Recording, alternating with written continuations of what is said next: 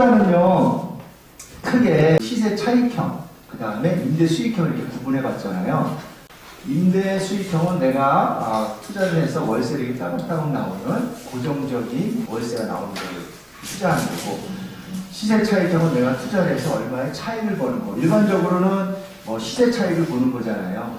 싸게 사서 가격이 오르면 차익을 보는 거. 아니면 내가 싸게 사서 바로 되팔아서 차익을 보는 거. 근데 바로 되팔면 차익이 크진 않겠죠, 일반적으로. 그런 걸로 해서 보는데, 근데 이게 중요한 거는 여러분들이 내가 자금이 얼마 있느냐에 따라서 투자하는 게 달라져요. 얼마 정도면 투자하면 할 수 있다고 했냐면, 제가 최소 자금 한 3천부터 그 정도 할 수 있으면 좋다고 했어요. 3천 이상. 그 이하로는 할 수 있어요. 경매로도 소액으로도 하지만 수익 내는 게 좀 쉽지는 않아요. 내가 만약에 5천만 원이 있다. 그럼 5천만 원 갖고 투자할 수 있는 물건들이 뭐가 있을까? 그럼 우리는 내 돈 5천만 원이라서 5천만 원 갖고 사는 게 아니거든요.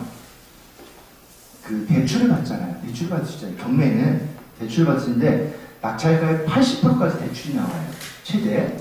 그러면 얼마까지 물건을 내가 살 수 있냐면 거기에서 이제 80% 대출 받는다는 걸 전제해서 보면 내가 한 2억까지 보는 거예요. 그죠?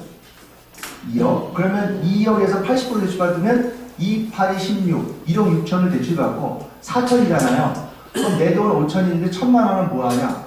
재비용, 취득세 이런 것들을 쓴다 이렇게 생각을 하는 거예요. 그럼 2억 범위 내까지 물건들을 고를 수가 있는 거예요. 그럼 1억까지도 고를 수가 있고요. 자, 그러면 내가 수익 나오는 걸 나는 월세를 한 달에 한 200 정도만 나오는 걸 하나 고르고 싶다라고 할 때 그 5천만 원 갖고 있어. 2억 200 나오는 거 쉽지 않겠죠. 2억까지 물건을 고르더라도 그죠?